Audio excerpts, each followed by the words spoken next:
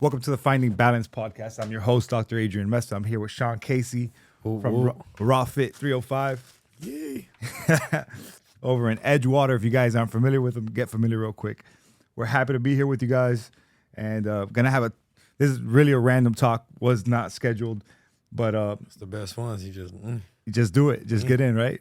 Get in. But I'm excited because I met Sean back in, it must have been like 2017, 2018. I stepped into a boot camp style class, a HIIT class, and I just could tell from across the room, like the first thing I said to him, I was like, "Born and raised in Miami, huh?" He probably doesn't even remember, but I said, "Born and raised in Miami, huh?" He said, "Yep." No question. And he has that Miami vibe, but he comes aggressive. Maybe his words are a little bit strong for some people, but you could see that it comes from a place of love.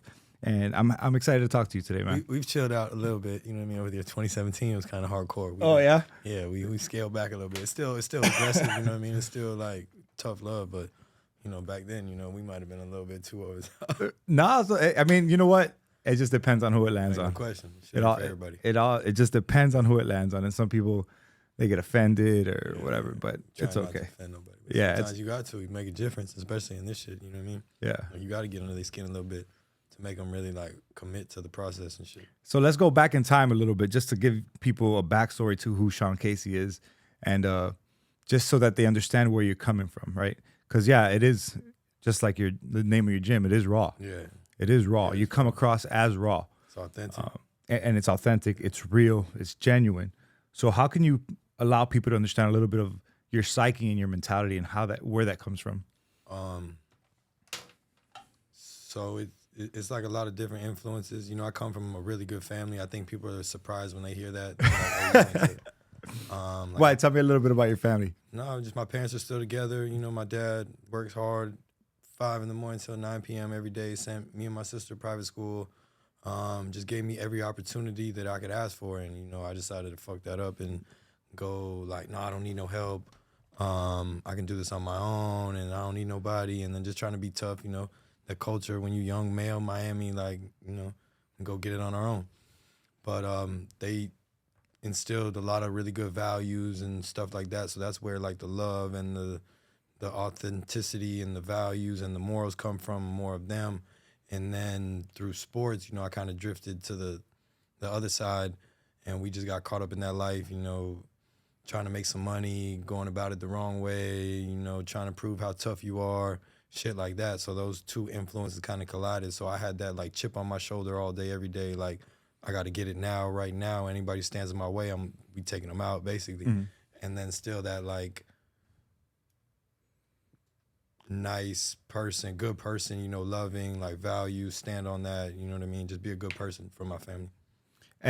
But so tell me a little bit about, I guess, the transition from high school into your early adulthood. Okay. I know. So high school, we were already kind of down that path, you know what I mean? Like we were already. Tell the story, man. I mean, I don't know statute of limitations on. Oh, for you have. Okay, so there you go. So the statute of limitations. Like, I mean, I might be up, but you know what I mean. Like, I'm not trying to put people in cases. You know what I mean. Like, but we were doing things that you know what I mean could get you put away for a long time. You know what I mean. Mm-hmm. So we were already there in high school. So there was a lot of back and forth with my family because we weren't getting along because they knew kind of like what I was into. And then, you know, but I went to good school. I went to Gulliver. I got kicked out twice, a couple times, you know, being involved in extracurricular activities. But yeah, like the end of high school, I got kicked out of school, and then I got my girlfriend at the time pregnant. So like the whole high school, I was getting ready to be a father. Yeah. So I started working at Cheesecake Factory when I was already in high school, and then I was still doing my thing on the side with the other stuff. So I was working till like 2 a.m. while I was in high school, and then, you know, going around doing that other stuff out in the streets, this shit, that shit. So like that was high school. That was my senior year. Like I wasn't even really there much. I got kicked out. I went to Palmetto for like 3 months, and then I came back, and then they kicked me out again. And they were like, just go home. I had got into it with one of the administration people about like a uniform thing, some stupid shit. And they were like, just go home, and, you know, just that's it. So it was like 2 months before school ended. So I really, like, my senior year of high school, like I was never there. Like I was going to drug counseling, AA meetings, because the school made me go. I'm getting drug tested. I'm working at Cheesecake Factory. I'm selling dope on the side. You know what I mean? Like, and then we doing up a little other things. My best friend, I don't even know what to talk about. What was your mentality? What was your mentality back then in terms of it? At that time, it was just like the chip on the shoulder thing. Like, you know what I mean? Coming from like private school, stuff like that, and then you in certain areas and stuff, people look at you, being the only white person, stuff like that. It was like playing football, being in the streets. It was like the definite chip on the shoulder, like hip hop. Like, oh, okay, you think this shit's sweet now, you know what I mean? Because I'm little, or white or whatever the fuck, but we gonna show you, you know what I mean? So it was always about trying to prove somebody that this shit wasn't sweet. You know what I mean? Like we were here to be right there with everybody else. Do you think some of that mentality still exists now? Ain't no question. Yeah. Ain't no question. I mean, definitely have Napoleon complex. I tell people all the time. It scaled back a lot, like a lot, especially like the last couple of years. Even when I was there with y'all, I was still like raging maniac type shit. I mean, you can call it whatever you want to call it. But I've definitely like the last few years scaled back a little bit, trying to tone down the chip on the shoulder thing, because it doesn't really it'll get you, like if you use it the right way, it'll get you there, but you can never really get there if you still you know what I mean? You got to know how to use it, I guess. Yeah. I know you spent some time up in Coleman, upstate. Mm-hmm. I'm familiar with it. I had to go visit my uncle, one of my uncles that was locked up there for like, talk about that shit. Yeah. It was like 7-8 years he spent there. And I used to take a bus with my grandma to go visit him. What was that like? What was that time in Coleman like for you? And how did it influence you? Coleman was like my college, because I didn't really go to college. So I caught the case that I had just turned 22. I'm sorry, tell them what Coleman is. Coleman Federal Prison. You know what I mean? Shout out to the feds. Hey. But yeah, I caught a weed case. I mean, they gave me like an armed trafficking, whatever, but they ended up giving me 5.5 years for a weed case. I did a year, like almost a year right here in the building on 5th Street, the federal building. And they shipped me to Coleman. I did like 3.5 more years over there. But that was like at the time I thought my life was over. That's why when shit gets shaky now, I'm like, okay, this sucks, but it's probably leading to something a whole lot better. Because at the time I thought my life was over. Like I'm 22, 5.5 years. I'm like, this shit's over with. I'm gonna get out. My friends are gonna be gone. No school. Like, you know what I mean? Like just everything blown. But then I realized like it was the best thing that ever happened to me. It was basically like college. I got around a lot of like strong-minded individuals who kind of turn you up a little bit. And I already had the chip, so it was like if they could just nudge me in the right direction, it really helped a lot. And to get lucky to go to Coleman, because you can go to some other places where they gang-banging activity heavy, this shit, that shit. Coleman was more of like a workout spot. Dudes were trying to work out, so we kind of fell in line with that culture. And then it was just like once you start working out, it just changes everything in you. You know what I mean? Like, you know how it is. Once you start pushing, you push around people, and then you start like becoming better. You just want to do more good things that make you feel good, especially coming from doing like a lot of bad things, because it makes you feel bad. But you don't really realize how it's just normal because you're used to doing this shit all the time. But when you start like working out, taking care of yourself, doing acts of service or whatever, and you start to feel good, and you're like, wait, I don't want to do that shit no more. Let me come over here. So that's really what started off like a whole new life, basically. Because when I first went away, I was still on some like, I'm gonna get out and do this shit again. Yeah. You said acts of service. What does acts of service look like when you're in prison? It just depends on the situation. Somebody might need to use your phone.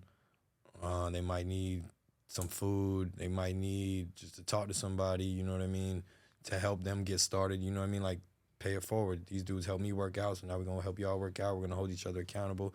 You never know what somebody going through in there or what they need, and so just, little things where you help people and it makes you feel better instead of like taking from people and hurting people. Yeah, what did you recognize about your mental health while you were in prison, before you started working out and after you started working out? Oh man, it's night and day. Like I almost enjoyed being in there after like the workout thing, because in the beginning it's like you just want to sleep it off. Like people go in there, you're like, fuck, I'm just gonna go to sleep and I'll wake up in 5 years and whatever, and you kind of just like going through the motions. You're not like, you know what I mean? Like you real foggy. You just don't want to be there, and you're not trying to accept the situation. But once you start working out and you start realizing that, you're just behind the walls. Like we're still alive, we're still free, we can still talk to people. Like we can better ourselves, and when you start bettering yourself, you feel good. So that shit definitely changed my mental health to working out. That's why I tell people all the time, like, okay, your mental health's wrong. Are you working out? If they're not working out every day, then like you're not doing it. Like there's no way you can have mental health without physical health. You can't. I agree 100%. Mm-hmm. Too many people just try to take one road and decide that they can just fake it, and I don't know what they're doing. But if you're not being physical, if you're not pushing yourself, if you're not causing some sort of duress on your body, which takes mental strength to push through because your body is telling you to stop, everything is telling you to stop. So how do you get past that? And a lot of people are missing that in their lives. And I honestly don't understand it, because when I don't work out, whether I'm here or on vacation, like, it affects me negatively. 100%. It's an escape. It's a beautiful escape because it's not self-destructive. Like, I tell people all the time, listen, you can drink alcohol, you can consume drugs. It's a good remedy. It works. Don't get me wrong, it works. Short term, it works beautifully. But over time, it's going to destroy you. It's going to destroy your life. It's going to destroy your finances, your career, your ambitions, your body, your health. So, like, what are you doing? Yeah, but most people they're not trying to look that far ahead. You know what I mean? I was reading a book or watching a video the other day. The dude was talking about Xanax and meditation. It does the same thing, but like meditation, you got to really sit there and fight. And with Xanax, you just throw it back and you're good a couple minutes later. So people just want the easy way. They don't want to have to go through everything it takes to get there to make it work and make it official. They want to do it okay, I'm just going to take this, or I'm going to go out and I'm going to do it. They just mask it, put a Band-Aid on it, till it comes to a point where they really just about to jump off a building. Yeah. Like lately, I've been talking to a lot of people, like clients, old clients, friends, this shit, that shit, whatever. It seems like everybody's ready to jump off a building. So it's like, it's really like, okay, you guys are living crazy. Like everybody's living crazy, going out all the time, drugs all the time, Instagram all the time. It's like too much instant gratification, too much stimulation, and then just like the comparing, the criticizing, the complaining, it just never ever stops, and it's just like your brain's about to explode. So I feel like everybody's been kind of just the instant gratification, short-term fix, and now that's just getting ready to blow up in your face. Did you feel like your time in Coleman, it had some sort of, I mean, it has to feel a little bit like the military. Like when I was in boot camp, you're forced to do what somebody else is telling you to do. You have orders. You have time to wake up, a time to go to sleep, a way to do your bed. You have all these things that are lined up. Did you feel like the same structure existed in Coleman? Not like to a military extent, because we always gonna try and find a way to like finesse our situation. So in prison you can finesse it too. Like you can always find ways around everything. Obviously you can't do what you want 24/7, but we had a lot of pull where we were at. You kind of did what you wanted to do. Obviously you can't leave. There's certain things you can't do, but it wasn't too strict as far as like the rules. Like there were a lot of dudes that hung out, but like we made it strict ourselves. Like the getting up, the going to work out no matter what, the eating correctly, this shit, that shit. Like it's not going to, state prison's like a lot more military strict shit like that, but nah, not really. Okay. How important were those relationships to you, I guess, that you formed? Because there's a lot of camaraderie. It sounds like just men trying to be men and better one another. No, those relationships you can't even compare them. You know what I mean? Because we're all just trying to make it out and just make it home. And we're all, like, we were just kind of all there for each other, all held each other accountable. Like, we would beef, we would fight, we would get mad at each other, but it was just like, I can't even describe it. It's like a real brother. Like when those dudes call me, like we pick up and it's like, yo, what you need, where you at, what you telling to love you, bro, da da da da. Because like none of us had anything at the time, so it's like you really see like what a person is about. You see kind of their character. Yeah, you see their character because they ain't got nothing and they ain't going nowhere. So you're really gonna see like a person's true colors, like when you strip down like that. So all those dudes like Scrap, Kel, Bezo, fucking Jit. There's a lot of dudes, like even like Corey, like Legend wasn't there when I was there, but PK, and then a lot of them got killed too when they got out. A few of my close friends like Black, Mike, Fresh, OD. So like you see them in there, and it's like those relationships are crazy. But then they get back out here, and it becomes the rat race. Yeah, you get caught up, you get busy, distractions, and then the temptations.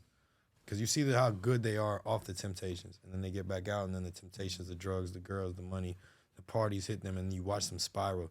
And I watched a few of them spiral, and it's been kind of tough. That's why I always try and, like, even when I be going through it, to just, like, yo, hold on, because a lot of them looking at me like, yo, if he can do it, I can do it. So if he fuck up, then we're all fucked. So that's why I got to hold it. You mentioned, so it's the camaraderie, the brotherhood, and these strong relationships between men. I'm being real. Like throughout my professional career, I've always wanted that in the workforce. Like, damn, I'm going to work and we're all on a mission. I mean, right now I'm in a room full of females in this office, but I've always tried to see like, damn, where is there a place of men that are building one another up? And I'll be honest with you, I haven't found it. And I see it with my friends who are in fire rescue or EMTs that they have that brotherhood because they're with those guys in the station day in and day out. They got to wake up. They got to go to a fire. They got to go to a traumatic scene where there's blood and body parts. But I haven't been able to find it in my adult life out here, like you said, in the rat race. Have you? In certain ways, in some Yeah. ways, I feel like Legacy was kind of like that. Yeah. We had a nice little core group. It was just a lot going on there, and like maybe we were around each other too much, and there was too much like, I guess maybe pressure or competition between. And but you're always gonna fight with like brothers, any type of alpha males and shit like that. But Legacy for sure. When I first got there, especially because it was like Manning, Joe, Ron, and they were all like 10 years older than me. All of them are like a foot taller than me too. So so they kind of held me in line. You know what I mean? I remember it's the first day I was there. Ron was like, I sat down for a second. Ron was like, yeah, we don't sit down. I was like, oh shit, okay. So, and then we do our Saturday workouts. Me, Manning, Ron, and then Legend got there and Corey got there, and it's because it's a lot out here, especially when you get older. Like we were fresh out of prison, so it was kind of like we were just so happy to be home, and it was like, oh okay. But now you start to see like, yo, it's just tough out here for a dude. Like, Why? What were the biggest pressures that you felt coming out? Because you go from a structured. I mean, people don't think about it, but it's a very structured and stable arena. You can predict day after day, like what is going on. You can see it. So you already know you're gonna wake up this time, food's coming this time, you go outside at this time. Everything is structured. So you come back out to society, and it's kind of a free for all. Nah, not for me. No, Hell no. but how did it feel? I guess because you come out, you have a lot more options. Well, we go straight to halfway house. Okay. So when you're in feds, you got to go straight to halfway house. So I had like 8 months halfway house. You can't leave unless you have a job. And I was like, I'm going to be a trainer. So that was not, it took me a while to find a job, like a few weeks. So I was kind of frustrated because no one would hire me because of the background. Like they would be, you're good. Oh yeah, we're going to hire you. Whoa, whoa, whoa. And then they just wouldn't call back. And then after a while, I spoke to one of them and they were like, yeah, it's just human. HR won't clear you because of your charges and shit. So then I ended up begging to go to Legacy Fit. And yeah. It was structured. Just structured. Well, I remember telling him, he was like, do you want to do AM or PM? And I was like, it don't matter to me. He threw both of them on there. I used to work from like 5 a.m. to like 11. When I was at Legacy Fit, I'd leave the halfway house like 3:30 a.m. I'd get up at like 3:30. I bike to the gym. So I'm at the gym like 4:30. I'm there with Joe at like setting up, cleaning up, working out, getting ready for the day. Then we got the 6 a.m. I'm there till like 11 a.m. Then I gotta go back to the halfway house, take AA meetings, eat lunch. Then I go back to Legacy, ride the bike from like 4 till like 10 o'clock, and then I'm riding back at night. So it was like, that was the best thing. There was no free time. Like there was no time to fuck around. There was no time to get in trouble. It was just like, I'm pouring my life into this. And if it works, it works. And I was worried. I wasn't really that worried because I had did so much work in there. Like I had done so much work and taught so many classes and developed so much confidence in the fitness thing where I was like, I'm good. You know what I mean? Like obviously there was probably still like a little doubt, but I wasn't worried about it. I was worried when I couldn't get a job for a while, but I wasn't worried about it. And I'm gonna circle back around, but do you have with the camaraderie that we were talking about before? Do you feel like you have that now? No. Mm-mm. And that's like one of the hardest parts for me because growing up in sports and being around, even in the streets, like you're around 10, 20 guys that are all in the same mindset. When you're around a group of strong males who are on the same mindset, like it makes you feel better. You know, when you first getting out, you just want to be around girls. Like, okay, fuck, I've been around girls for 5 years. So it's like, we're going to be around girls. But it's like, yo, it's just different energy. You know what I mean? Like, you need, like, you almost got a iron sharpens iron type of thing. Mm-hmm. You know what I mean? Because when I was at Lego, we were disciplined. Remember, I did the push-ups that year, like 100 a day in January, 200 in February, 300 in March, all the way to 1,200 in December. That's crazy. Yeah, and we worked like slaves, man. We were expected to clean calls, tours, classes, and it was just, but we all held each other on point, which led to some fights and shit like that. But it was that having strong men around you is a big thing, huge thing in prison too. Having strong, like you can look at somebody and be like, okay, he can do it. You know what I mean? Like, I'm good. Like, when you out here by yourself, sometimes it's like, bro, like I'm fighting. On your own. Yeah. 'Cause sometimes you just want to look, okay, you fighting too? All right, we good. And it charges you up. When you out there by yourself, like I'm good. Like I'm going to be good. Like regardless. No, whatever the fuck. Yeah. Like I feel like everybody watches me. So like I'm always working and going like if somebody's watching. But it's definitely a lot easier when you have like that brotherhood, the band of brothers, you know, your gang with you, your squad, whatever the fuck you want to call it. But yeah, that helps. That energy, that male, positive, masculine, you know, strong. It's good to be around. But you mentioned that there's a lot of people in your gym who are telling you that they're suicidal, that they want to jump. I mean, I wouldn't say suicidal. Well, not that they're like, suicidal, but yeah. damn, they're going through it. Yeah, they're going yeah, through, yeah, and not only are they going through it, but they're going through it on their own. Mm-hmm. So, how many of those men that go to your gym? I don't have a lot of men. No, it's all it's mostly women. No, there's a couple men, but Yeah. it's some girls too. You know, back and forth both. You know. What's the demographic of your gym? Probably like 90-10. 90-10? Yeah. Well, that's the same as the demographic here too. Yeah. Maybe 80-20. Yeah. But I have like, I'm always used to being the younger person. So now I'm old as fuck now. Like I'm 35. Like, 35. but I'm looking, I got the kid with me at the front desk. He's 18. I got the other little trainer. He's 21. The other trainer's a little older than me. But it's now like, I used to look at everybody else and it was like, oh, jit. And all I had to do was worry about performing myself. And I was like, if I could just I could outgrind everybody all day anyways, you know what I mean? So it's fine. But now it's more like I have to like lead them and teach them how to be, like build that brotherhood. You know what I mean? I have a 5 a.m. club actually. We got like 4 or 5 of us. We work out 5 a.m. in the morning together every day. We listen to audiobooks, podcasts, music, talk shit. You know what I mean?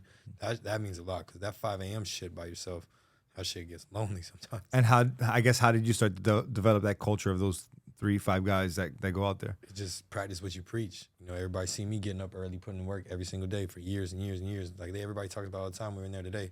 They were like, the first thing I see every day when I wake up is your ass. And yeah, you know what I mean? Like if I don't post early in the morning, people think I'm dead. Yeah. But that's the first thing most people seen over the last 10 years is me up early in the morning talking shit.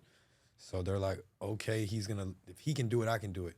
And then they see the result and then they start coming in and sometimes they fade out and then they come back. But it's just when you live what you're doing, other people gonna want to gravitate to it, especially when you're doing something good and making like a positive impact on yourself and everybody.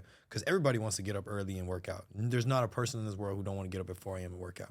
They just can't. Well, not 4 a.m. No, you want to. No, not 4 a.m., man. I'm going to be real with you. I feel you. I don't want to get up at 4 a.m. I'll get up early. But I think why? 6:30 is Why? good. 6:30, 6:30 is good, man. But why don't you want to get up at 4 a.m.? Dude, because I need to recover. I need to sleep. I'm saying go to sleep at fucking. Nah, I'm But good. I'm just saying, but what are you missing? Why? I mean, my girl gets home. We get to chill. We get to talk. Yeah, I mean, you do all that too. Go to sleep at 9, 10 o'clock. 10 to 4 is 6 hours. 10 to 4. Yeah, no, I need a little bit more. I'm 40 now, bro. I felt it this year. I'm just saying, everybody, like, you would want, like, if you could, to start that early with still feeling great, you wouldn't? If I was feeling great, yes. I feel great every day. I hate it when I first get up, but I feel great. Like, there's no way you can that's why other people want to do it. Because they know it'll make you feel great. It's like everything we just talked about, the instant gratification. You want to sleep because that makes you feel better in the moment. But what's going to make you feel better long term? Getting your ass up early and go and hit that workout. I'm still going to get the workout in. Don't get me wrong. I know, I'm just not going to get at 4 in the morning. I mean, we don't work out at 4. We work out like 4:45, 5. But it gives you more opportunities in the rest of the day. I agree. Because when you up that early, nobody else is up. So you're not hitting any traffic. You're not hitting any bullshit. You're not. What time were you in bed last night? Last night I went to sleep early, like 9:30. Oh, that's not bad. I'm usually like 11 though. I'll be honest, like around 8:30, I'm asleep on the couch with the See what I'm remote, saying? So what are you with the talking remote about? in my hand, Yeah, and then my girl is telling me, she's looking at me like, "Hey, do you want to go to bed?" And I'm like, "Nah, I'm watching this." You want to watch TV, instant gratification. You don't want to go to sleep, get up early at 4 in the morning, get that shit. Because you could get so much more shit done. You talking about you get up at 6? Like 6, yeah, depending. Lately, actually, the past couple of weeks, I've gotten up a little bit later. Okay, so you got 6. Let's say you go gym at 7. Then 7, 8, there's already traffic. Everybody's out and they mother, this shit scream. When you get up at 4, it's calm, peaceful. I mean, obviously Miami's still popping or something. But like, you don't have to deal with any bullshit. You can take your time. You really hit the workout. And there's something about being up that early, just the noise, and then you watch the sunrise and everything's still calm and you good. Like everybody wants to. Everybody wants to get up early and work out. They just can't. They're scared. People are like, I can't wake up. Why can't you wake up? for real, you can't. Like, bro, you just a big fucking pussy then. I don't know what to say. Yeah. But if you got a flight, you gonna wake up, right? When they got a vacation, they got to get up and go to the airport like 3, 4 in the morning. They'll be there. So it's priorities. Like, my main priority is making sure I get that workout in every day. Because if I don't get that workout in every day, like, I'm gonna be a problem. I mean, I'm good with 6, bro. Yeah, that's fine. Actually, I love, if I catch the sunrise, those are the days I feel like, oh, this is dope. Like, I'm up and nobody else is up. Exactly. I mean, it's like when there's so much commotion going on around you and shit, you can't find your center and get going for the day. It's like you start spilling, like you spill a coffee, you bump the car, you do this. But when you wake up and it's that early and there's no one else out there and everything's calm, you get a minute to just be like, all right, cool. We got it. We got this. You know what I mean? Plan your day out and go and whatever the fuck. And then you got the whole thing. So let's talk about group fitness a little bit, because I know this is a major passion of yours. And this is what you do for a living. I know you do personal training, but I want to say the business is built on group fitness. Would you say that? Or? Yeah, I mean, like 50-50. All right. But the way to scale is going to be group 100%. fitness. Yeah. Because there's only so many clients you could see as an individual and you get burnt out. And that's what people don't. I've been burnt out. 5 years ago, I was burnt out. So tell me let's start with the good, right? Because we can pick at this all day, but what are the benefits of group fitness? Like for the client? Or for the client. No, for the client.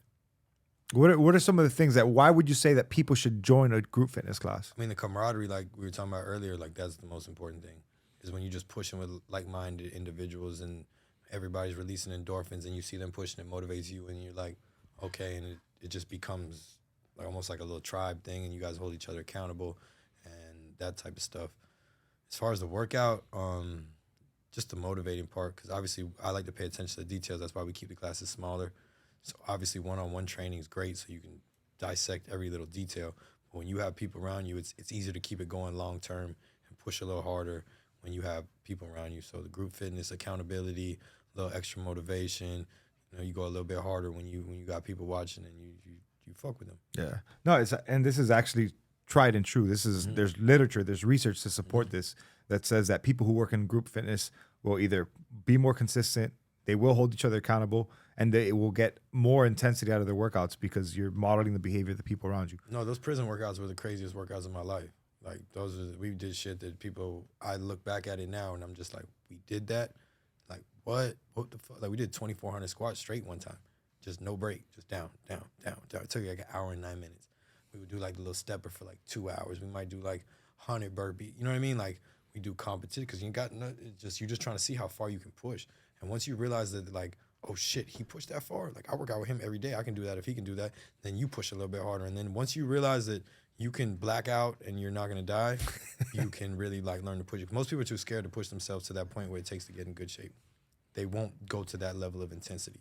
Do you think people just don't know how to tap into that? Yeah. 100%. Because I see scared. I see people give up early. But if you come around and you nudge them, then they're 20% better. Yeah. And then you realize, oh shit, I barely nudged you, and you pushed a little bit harder, and we just increased your workload by 20%. Imagine if you could tap in. Imagine when you start believing it too. And you're like, I got way more. Like that's why when we were in there, like everybody's watching. You got like 60 dudes watching, and they're all chain gang motherfuckers. So it's like they're gonna talk shit. Everybody's in there like tough love, you know what I mean? But it's like that shot of like nitric oxide, whatever the fuck they use in Fast and the Furious, and it just turns you up. Because even now I work out and I'm gonna stop. I'll stop. But back then I would have died. Like in that room when we were bumping or on the pull-up bars or out there on the field. Like when we were doing a competition or we were just even like a regular set, like no one's gonna beat me. Like I was looking around and shit, no one is gonna, I'll die before I let somebody beat me. So, and those are the benefits, right? That's the positive side of group fitness, is the fact that you're gonna push each other, hold each other accountable, and you'll get more intensity, you'll be more consistent. Great. What are some of the issues that we're having right now in group fitness? Not at Raw, across the board. I mean, I think the biggest problem in the fitness industry is just no one cares about the quality. It's just the end product. So people out here getting lipo with abs, BBL, bro. I can't even do it. And the money they spending on this shit is fucking crazy. Like I want to throw this. I can't. No, but let's take the group. I get it. Those are surgical procedures. But what about group fitness itself? Like, what are some negative things that when you go to a group fitness class, let's say you go to a different gym somewhere else, you walk in that class, you start going through it, and you're looking around while you're in that class. what are some things that you're noticing? It's just the as you're quality. there? Quality is trash. You're getting a kid who never trained anyone in their life, coming in and training 40 people at a time, doing 1,000 different exercises, and the exercise selections are crazy. Like, the amount of skill it takes to perform those exercises correctly is super advanced, and you usually have beginner people who have herniated discs, obese, bad knees. They should be doing the most simple things ever with all the attention, and they're moving so fast, and they're trying to do more weight and go faster and not paying attention to the form, and that's almost what traumatizes them, and they just get hurt, and they don't get results, and they're always getting yelled at, and then no one really knows what's going on. So I feel like it's bullshit, because from the start to the finish, from the exercise selection to the trainers in the gym to the goal of the actual gym, most gyms are just trying to sign you up. Like, they don't care about you actually getting in shape and getting healthy. Obviously they do, because that helps the sales, but that's not their main objective. Their main objective is to get you in and sign you up. So they trying to put the dog and pony show and do whatever and this, that, and the third, anything to sign you up. So the quality to me is trash. The trainers are trash, the exercise selection is trash, and the goal is trash. It's rough. It is rough. It's fucked up. Like, the fitness industry is fucked up. Like, who's leading the fitness industry? Like, who would you see as a leader in the fitness industry? Probably some Instagram model with a BBL and lipo. You know what I mean? That's who people are listening to.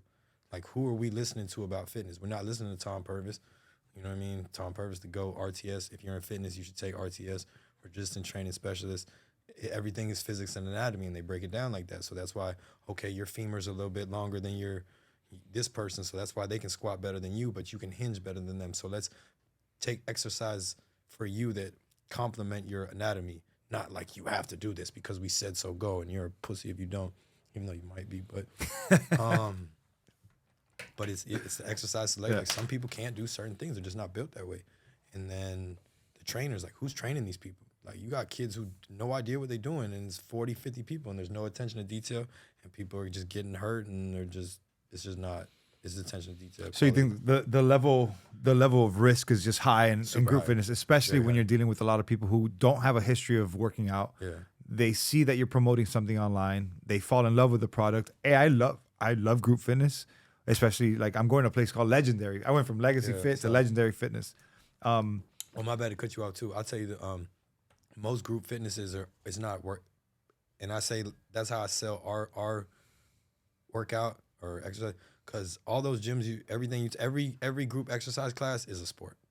It's not a workout. It's not exercise. It's a sport. I think about that all the time when you say it. It's a sport. There's some okay, so I'm going to argue with you a little bit about this. Even mine's a sport a little bit. It's against the clock. Yeah, I think when there's hit days, when it's high intensity and you're going from bam, bam, bam, bam, different movement, different exercise.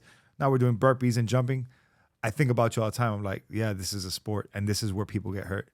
Especially some of the movements that are, they're just high risk, especially for somebody who has no history of working out. They haven't built themselves up. There's not really conditioning. It's like, damn, I'm looking at your form, and don't jump. Just squat. Don't do the jump squat. Just squat. How about just work on that form and slow it down too? But we never gonna jump. We're never gonna jump. But why not? So I was saying never. Risk. I mean, okay, never. Like, if you guys, people are super advanced and everything, but risk reward. That's how I look at every exercise. Risk reward. If we're getting enough out of this, okay, we could do it. But what am I getting out of jump? You know what I mean? What am I getting out of jump squat? Yeah. Like, go put them on a leg press. Like, get that. The goal is to get your legs stronger, correct? So if you get stronger, your metabolism speeds up. You build more muscle. You look better. That's it. Your bones get more dense. Red blood cells. Everything becomes better, right, when you get stronger. Your heart becomes more efficient, pumping more oxygen to the muscles because they need more. It becomes stronger. So all we're trying to do is get people stronger in the gym. I think people are trying to do sports and too much variety. So that's why they start the jumping and this and that, because they don't have confidence in their routine, and they don't have confidence in their selections. They just really want to get you so tired and so sore and so burnt out. They're like, oh, that was great. But it's like, no, let's do this shit correctly. Let's do it the way it's supposed to be done. Are we trying to strengthen your quads? What's the best way to strengthen your quads? Trying to strengthen your hamstrings? What's the best way to trying to put it all together? What's the best, safest way to do that? Yeah, I just feel like it's really difficult for some of these group fitness gyms. I mean, we're trying to do a lot, right? We're trying to train. We're trying to almost implement personal training to a group of 40 people, and then there's very little oversight. So my recommendation is that a lot of these gyms should really put an emphasis on an educational aspect, where they have days where they teach form on certain lifts, where they really go through it, where they look at individuals and at least help them improve their current form. Because if they don't, But what else are they doing? Why wouldn't they be doing that already? because it's just a group fitness class. That's what I don't get. I mean, your only job is to make sure they do it right.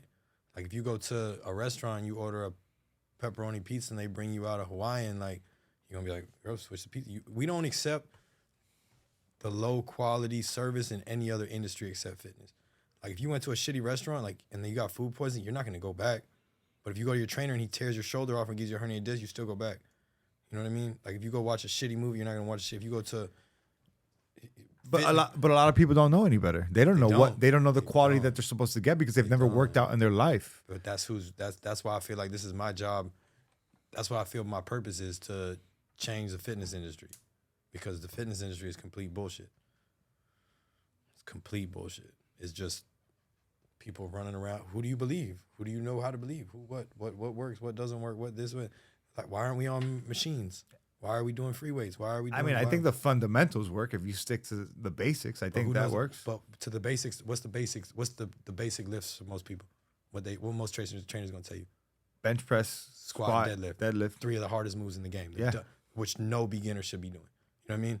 Like, yo, put them on a leg extension. Let them get stronger a little bit. Put them on some hamstring curls on the machine, where the limiting factor is their quads, the limiting factor is their hamstrings, and they're safe and secure with less chance of getting hurt. You know how many things can go wrong in a squat, and a bench, and a deadlift? What's the limiting factor on a squat? The limiting factor? On a squat. What's the goal of a squat for you? Let me describe it. I guess dropping my... No, but what's the goal? Like, what are you trying to get out of it? Like, you're doing a squat because you want to... Oh, strengthen my legs. Okay, so... My glutes, my legs. If you're trying to strengthen your legs, the limiting factor of the lift should be your legs, right? Okay. Okay, what's the limiting factor on a squat? I mean, it could be range of motion. For most people, it's going to be shoulder range of motion, hip, ankle, this and the third. Yeah. So we're never going to get to your legs. We'll never get there. So it's like most people, it's like, okay, get on a machine, get stronger, get stronger, get stronger, get stronger, get stronger, get stronger, improve the individual parts. And then like down the road, okay, we'll go squat. And maybe I don't deadlift with anybody. Shit takes too long. It's just too much to set up. You don't get that much out of it. There's too many things that can go wrong. I don't deadlift. And if you talk to like professional, I seen some video about like the world champion. He says if I didn't deadlift for a sport, I would never deadlift. Like you don't get that much out of it. Like there's so many other limiting factors. Like it's so your grip, your fucking hips, your ankle. Like there's so many things that can stop. I mean, if you're really good at it, then go ahead. No, it's funny you're saying that because lately I've been addicted to deadlifting. I just feel, because I guess it's hard though. It's hard and you got to push through it. And I could honestly, there's days that I go to the gym and I just do an hour of fucking deadlifts where I'm not doing anything else. I'm going in, I'm starting 135, 185, 205, 225, 3, 4. I get up to 4. The most I've done is 445, something like that recently. And I thought my arms were going to rip off. But you heard what you just said, right? What? What's supposed to be the limiting factor on a deadlift? What is it? What is it? On a deadlift? Oh, grip strength? Hamstrings, group? On a deadlift? That's what you're going for? As I'm getting, no. The limiting factor is going to be my grip strength. Okay, so why the fuck are we doing the exercise? Oh, that's why I use hand wraps. But I'm just saying, but like, if you're trying to strengthen your, because everybody doesn't have time, right? Like you have time, you love to go, you want to go take an hour and do deadlifts and learn how to do them. Cool, it's a sport now. But like if you're soccer mom who has 30 minutes a day to exercise and she needs to lose a little weight because she's going to get a diabetes and obesity and this and that third, are we going to spend an hour teaching her how to deadlift, or are we going to put her on a hamstring curl? They're very different movements, man. But we only have so much time, so what's the best bang for your buck? Hamstring curl, what's the limiting factor on a hamstring curl? But the effort, the amount of effort that's required is a lot more on a deadlift. No, it's not. It's just more muscles. More muscle groups, The goal is what? We work in the hamstrings, right? Oh, if the goal is just the hamstrings, what the fuck are you doing a deadlift for? But deadlifts can strengthen your back, your lats, your lower back. Exactly. But what are we doing it? What's the goal for you doing it? If you're strengthening all those things at once, what are you really strengthening? Nothing. When you're doing 2-3 things at a time, you're not doing it because your lats don't have the same range and strength as your lower back, as your hamstrings, your hands. So which one's going first? So it's doing a whole lot of nothing. You know what I mean? Like it's great, man. And I'll piss people off, and people be like, "Oh, you don't know what you're talking about, fucking midget, this, that, and the third, whatever." But bro, break it down. Like I don't do nothing. RTS taught me how to break shit down. Like, what's the goal of the exercise? What are we working? And most people don't have time. So my job as a trainer is to spend as less time getting you to where you want to be, which is get you stronger. Weights just do one thing. What do weights do?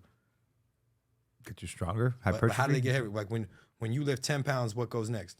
When that comes too easy. 15, 20 pounds. Right? So Or they get 11 heavier. pounds. Weights only get heavier. The Yeah. stack, it get heavier, you go up. That's why everyone's like, oh, I got to confuse the muscle and change. Nah, bro, you just lift more weight.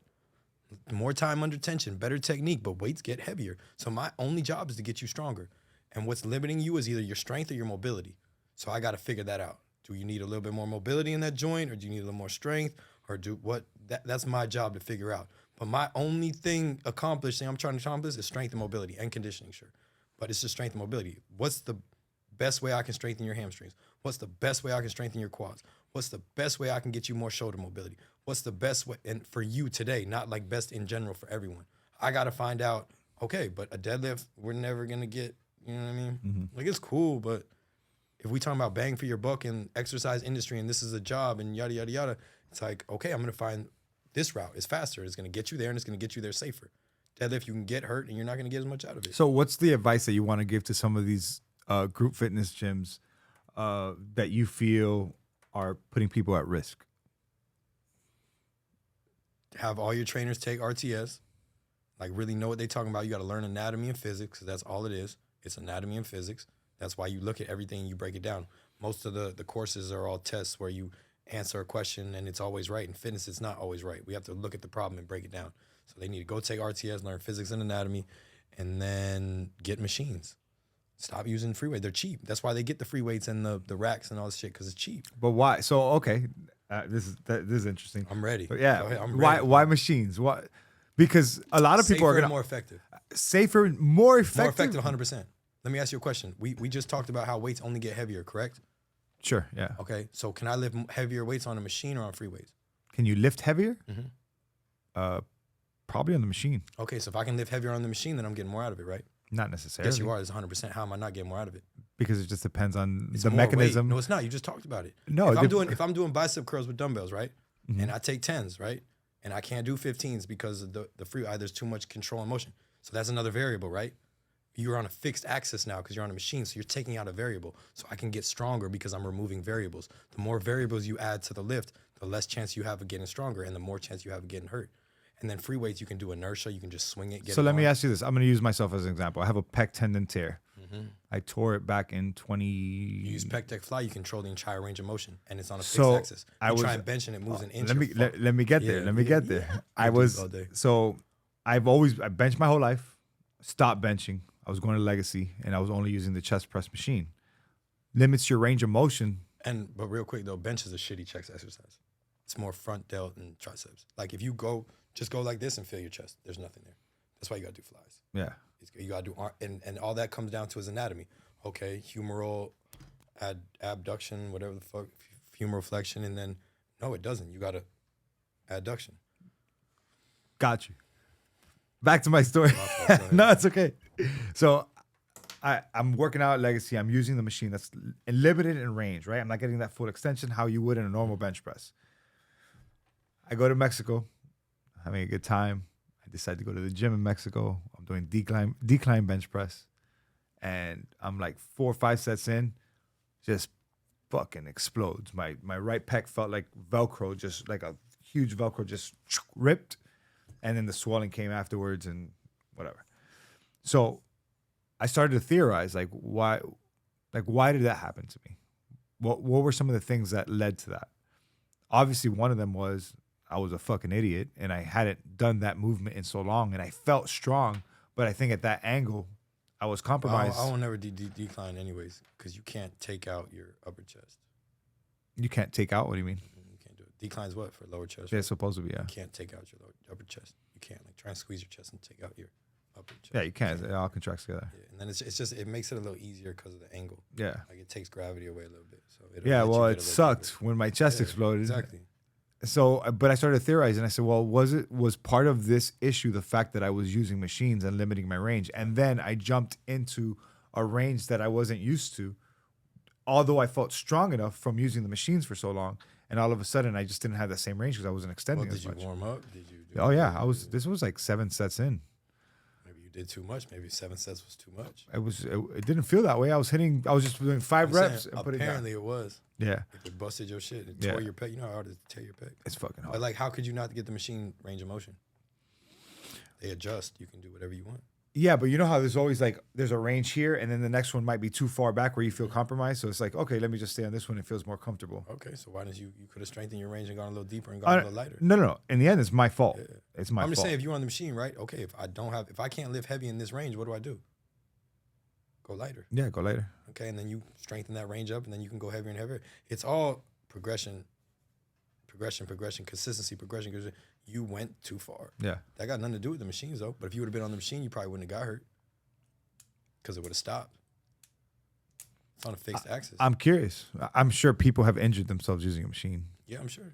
But if I'm on a bench press, right, and it, you know what I mean? Like people have died on bench press. Oh no. If I put the clips on that bar, yeah, you've been. I think I would have been choked out. So you snatched your chest out and you almost died.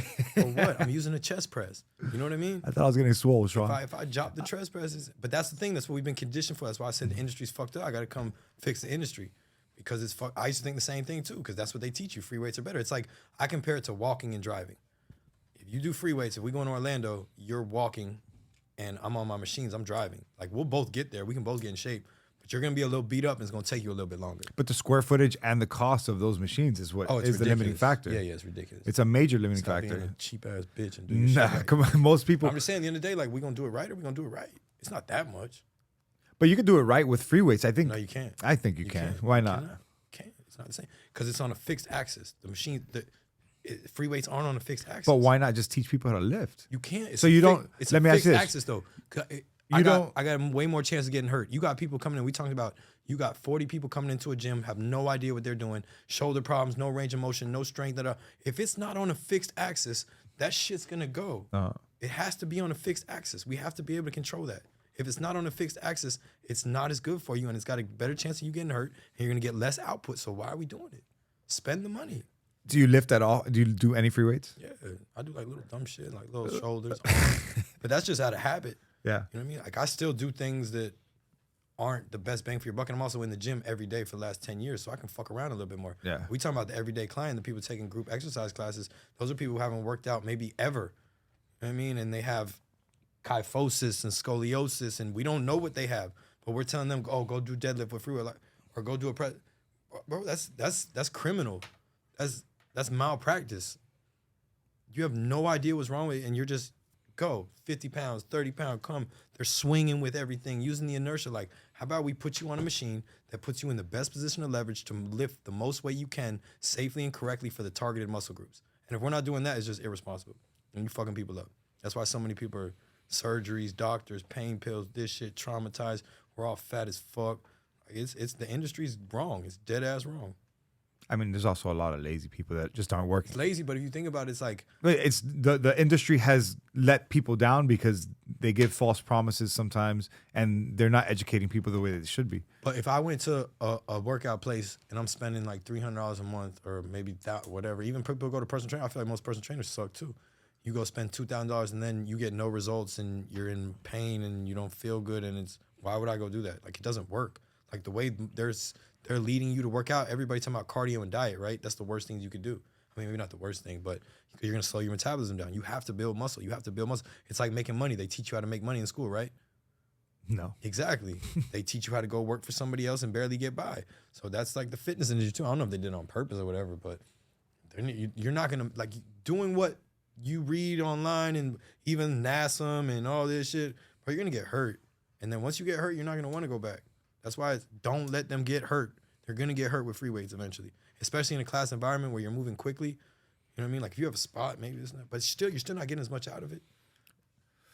But there's still the group component. There's still that. There's still the component. Nobody's going to, I'll be honest with you, Sean. Most people won't. Okay, so then you'll never measure up. But I don't think of service is But I don't think they're wrong for it. I think the same way that you fuck around with light weights, I think that it's gonna be. I don't fuck around with lightweight though. I fuck around with the correct weight. If it's light, then it's not gonna make a difference. No, I'm sorry. You said that you mess around sometimes in the gym just using weights, like doing free weights. Yeah. I think that they could still benefit from. You could benefit, but if we're talking about quality product, no. You think it's just piss poor quality? Piss poor. Like, compared to the machines and the output, yeah, for sure. The level of safety And the output, fuck yeah, no question. No question. Percentage wise, what would you say? How much better is it to use a machine? If you were saying free weights, like It just depends what lift too, because you got strength curves. You know what I okay, mean? but You just got in different general, ranges. I'm saying it's every single one of No, them. no, I'm saying in general. How would you? Because you keep on saying that the quality is so much better, right? You're saying that machines are up here and free weights are down here. Mm-hmm. Percentage wise, what are we talking? I don't really get 100%. I mean, it don't make, because you have cams on a lot of these. Not all machines either though. Yeah. Like, there's a reason we have Cybex and people, because some are, oh shit, it doesn't do anything. But they're supposed to have a cam on it too, which evens out the strength curve. So like when you're stronger in the beginning of the lift it's gonna- versus the it's- But just depend, because some are backwards. So some are like pushing and pulling, Gotcha. depending on your hips and stuff like that. So the machine's supposed to even it out as you go. That's why when you get on some machines, it feels like shit. It feels stuck. It's like this. And then sometimes it feels really good. Like, wow, I just got a really good back workout. It's really hard in the beginning, and then it gets a little easier on the back. You know what I mean? If you have a dumbbell, mind you, if I'm doing dumbbell rows, I'm getting nothing out of it until I get to the top. Because what's the only force acting on that dumbbell? Gravity. That's it. So the only motion that's getting affected is what? Up and down, right? Mm-hmm. So if that dumbbell, when you do a row, right, you got to go back. So if I'm going back with a dumbbell, I'm not getting any resistance. You feel what I'm saying? Mm-hmm. But with that cable, I am. With that machine, I am. With that dumbbell, I'm not getting nothing till the top when I'm my very weakest. So I'm getting nothing when I'm my strongest. Same thing with deadlifts and all this shit and everything like that. Like, bro, you're not getting anything in a lot of lift. And then like people do deadlifts, right? What do? Bounce it off the ground. They just let the bar hit the ground and bounce back up. Mm-hmm. Like, bro, what are we doing? Are we doing it for reps? Are we doing it to strengthen the muscle? It's crazy. It's crazy. And even people like you who like know kind of work out, know they talk about it, it kind of throws you like, no, there's no way free weights.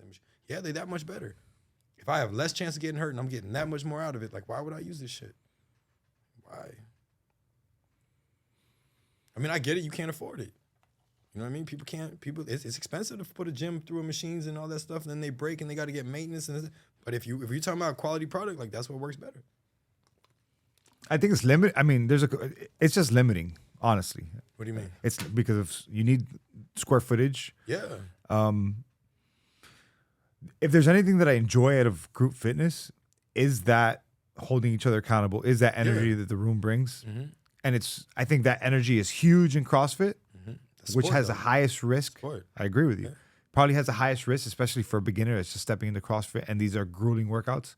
And everybody's doing the same exercise together. So I think that one of the limiting factors of a gym like yours, or of using machines back to back to back to back, is that where's the exchange of energy between people? Oh, it's there. Yeah. Get in the room. We don't have to talk. Y'all can feel you. You know what I mean? When we're in a room together, we don't got to talk about nothing. What do you got to, you know what I mean? You look over, they're working. You look over, they're working. You guys are walking by each other. You know what I mean? When you switch stations and go to the next one, they wiping off the machine for you. Hey, do you need any help helping people get in? Hey, you got to do it like this and then that. It's still the same camaraderie. We still in a little room all bumping together. Like, I don't have to be on, I don't get how a free weight in a machine would.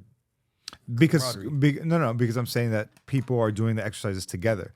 And so when you, if me and you, let's say deadlifts, since you love them so much. If me and you are doing deadlifts side by side, right? And you're lifting over here, I'm lifting over here. And let's say we put a clock up and we want to do so many deadlifts. Sport. Exactly. I'm just giving you an example. But now we could encourage each other. Or you say, you do 20, I do 20. Or like we used to do ball slam war. You do 5, I do 5. You do 5, I do 5. Or push the sled back and forth. Now there's an exchange of me and you. Like, yeah, it is a sport. We're pushing each other. There's a little bit of competition. But what's the difference if you on a chest press and someone next to you is on a shoulder press and you like, yo, let's go. You go. Don't quit. I don't quit. The clock's going, right? You're on the clock. So it's like, yo, you stop. No, come on. We still pushing each other. We don't have to do the same lift to push each other. Give me the breakdown of your gym in terms of the clock and the rotation of the gym. Does it change day to day, or what's the system like? Dude, Mondays, we got mobility Mondays, so full body, but with some extra mobility stations in there. Tuesday, Thursdays, legs. So just all legs for the most part. Wednesday, Fridays, upper body. Saturday, we do full body 9, lower body 10, and then Sundays, full body. But there's always going to be strength stations, mobility stations, and conditioning stations. So depending on which station you're at, the goal for that station is what? So if you're at a mobility station, the goal is to get more range and strengthen your range. So less weight, let's really focus on trying to get you even as we can and build on that. If we're on a strength station, like, I don't know, like leg press or leg extension, okay, we're going to strap you in. So you can't move. We're going to create stability. The weight's on a fixed axis, so you're not going to get hurt. It's not going to go anywhere. We're going to put the seatbelt on you, too, to create stability so you can do more safely, right? Because if you're moving around, then that's when shit goes wrong. And then we're going to get as strong as we can. And then the conditioning stations, like the bike and the sled, we're going to get your heart rate up to the fucking moon. So you're about to die. And then you're going to rest for like 3 minutes. Like, I give you a break after. I don't want you going, to recover. I don't want you going from the fan bike to a strength station, because then you're going to not be strong because you're exhausted. And then you're not going to lift as much weight as you should correctly because you're exhausted. And then you're not going to get the results because you're exhausted because you didn't take a minute. All right, take a couple minutes. The next station you rest, stretch out a little bit, and then get ready for the strength again. You end up getting more out of it.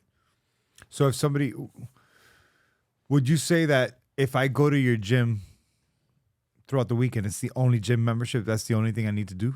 Yeah. I don't need to strength train anywhere else. No. I don't need to do anything else. 100%. I don't need to get cardio anywhere else. Nope. What is cardio?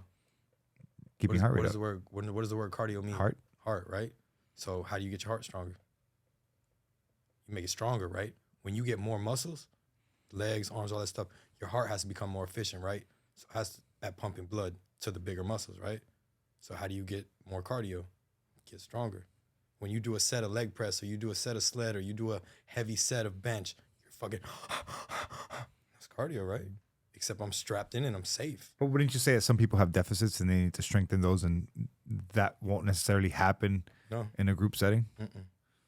I mean, if your job is to get as strong as you physically can, then yeah, you should be taking like 5-minute breaks and doing sets and this and the third. But if you're just trying to get stronger and like peak body fat and all that shit, then you're good. Yeah, you're good to go. Even, how about hypertrophy wise, like building? Building stronger. No. Stronger and hypertrophy and strength are two different things, though. I mean, kind of. My job's still stronger. It's always stronger. How do you get bigger muscles? You should probably build strength first because you get bigger lifts. But how do you get bigger? Like, I don't understand how you get bigger muscles unless you get stronger. Yeah, you can. How? Time under tension. That's stronger. That's more time under tension. But it still creates hypertrophy. But that's stronger, right? I'm not talking. We don't have to lift more weight, but if we're lifting that same amount of weight more time, that's stronger, right? Okay. If I can hold for a minute, and now I can hold for a minute, I got stronger, right? Yeah, for sure. So my only job is to get you stronger. That's what leads to hypertrophy. Now, if you have to eat your protein, you have to do sleep, you have to make sure your levels or whatever the fuck. But in the gym as a trainer, my only job is to get you stronger. And your goals on top of that, everything else, you'll be good. My only job is to get you stronger. I'm not here to entertain you. I'm not here to fucking, I don't know what. That's where trainers fuck up. My only job is to get you stronger. That's it. And if I'm doing something, and that's where a lot of trainers really fuck up, because they'll do like 40 minutes of a great workout and then they'll throw 20 minutes of some bullshit on you to like switch it up. Or I'm not switching it up. Like, you come here because you want to look good naked and you want to be strong, you want to be healthy. Okay, cool, is what we gonna do. I'm not here to entertain you. Now, once you're at that level, then we can fuck around a little bit. You know what I mean? We can try different lifts and you can do this, but like, if you're telling me you want to lose body fat and you want to look really good, okay, cool, this is what we're doing. And if you don't like it, cool, get the fuck out. Like, I know what works at this point, you know what I mean? Mm-hmm. And everyone's a little different, you know what I mean? Your range of motion, your anatomy. So certain lifts, some people can do really good. Like, I got to find out what lifts you can do really good. You know what I mean? Okay, you can do that lift really good? All right, cool. Let's do that shit. Because then we can build now. Because it's all about progression, right? Once you can lift 10, you can lift 15, then you go from 20% body fat to 17 to 15 to 13 by getting stronger and shedding fat and burning muscle, right? So it's like, tomorrow you wake up and you're like, all right, I'm a doctor today, but tomorrow I'm going to go be a fucking real estate agent or a banker. Like, you got to start over, right? Yeah. So if you keep switching the lifts and keep having to learn these skills, and free weights is what? A skill, right? Because it's not on a fixed axis. So you have to learn more skill for more output. I'm trying to get as less skill as I can in this thing.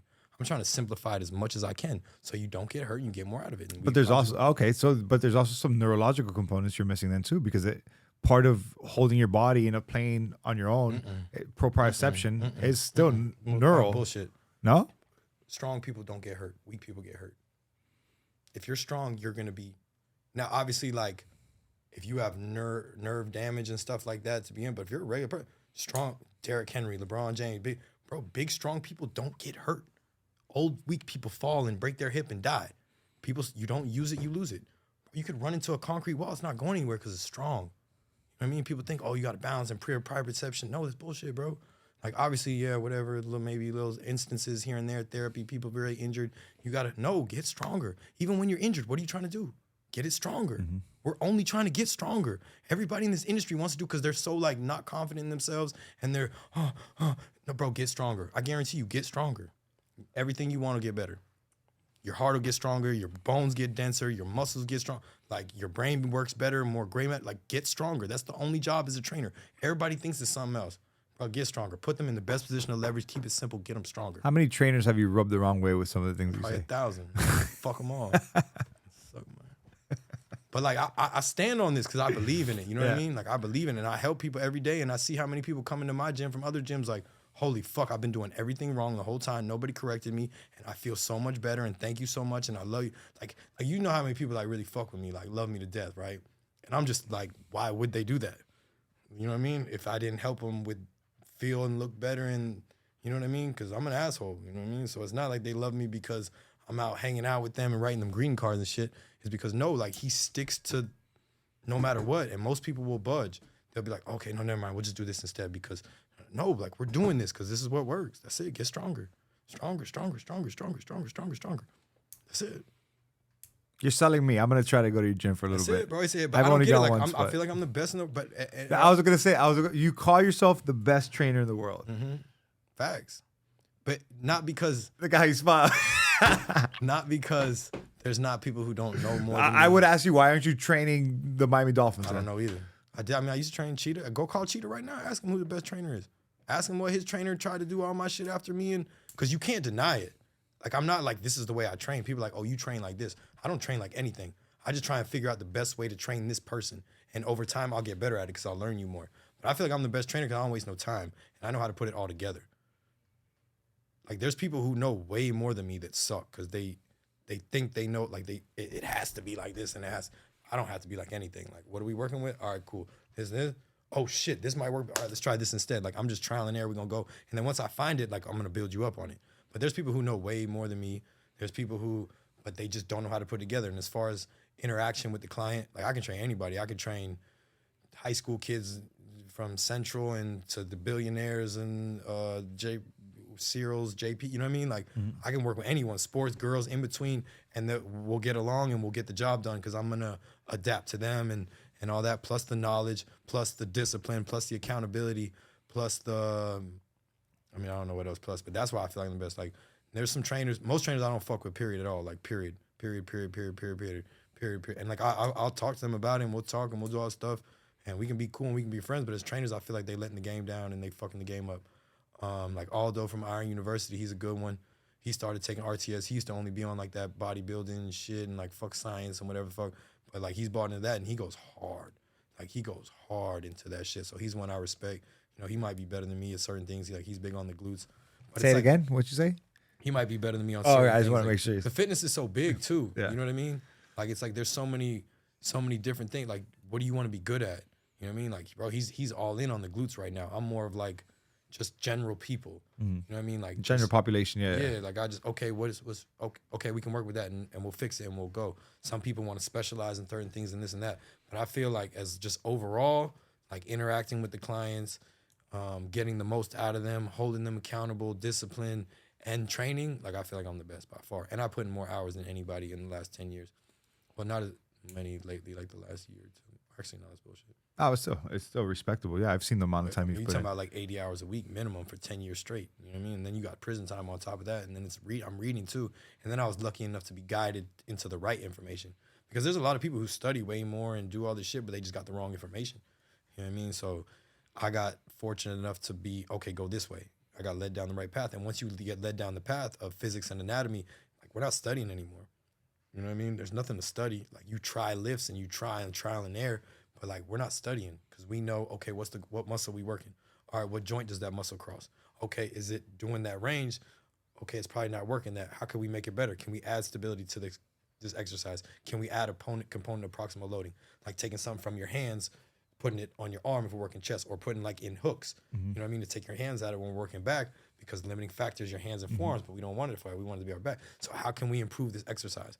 We're not creating new exercises either. That's where a lot of people fuck up. They want to like, oh, I created an exercise. I'm a master trainer now. Nah, I want to do the exercise you've been doing every day for 30 years. And I want you to look at me after you did and be like, damn, I've been doing this shit wrong my whole life. I'm going to take something you've been doing. We're going to details. All the cars are the same, right? They all got engine, 4 wheels, whatever the fuck. But like a Lamborghini or a Bentley and a Honda, and it's different because of the details. It's the same idea. It gets you from A to B, but it's in the details, and people pay for the details. That's why you got to pay me for the details, the machines, the details, the training, the details. You get me at my gym. You don't get like some kid who's never done anything. You know what I mean? That's why I feel like I'm the best. How is that scalable though? Because from a business perspective, I mean, you can't be there everywhere, every day, all day, all year. Right? That's what I've been going through for the last so long years. And we had a squad at Legacy though. I feel like if we didn't hit quarantine, we would have killed that shit. Yeah, bro, we were killing that shit. If quarantine never hit, we were killing that shit. We had a pipeline. It just, some shit wasn't meant to be. It just ended up going. But yeah, that's the hardest part, to find people to. Because there's some good trainers, but the energy thing, like you know how I am, bro. I got energy for days, bro. Like days. That's why I was good before I really knew what I was doing, because I had so much energy. It was just like, bro, this kid doesn't let me breathe. You know what I mean? But now it's like, yo, I got the energy with the actual skill of training. Like, bro, you can't fuck with me. Like, nobody's got energy like me. I mean, going back to what I asked you before, I think if there's anything I would tell group fitness gyms is like, just like you're saying, be careful with the exercises you choose, and also simplify and show regressions.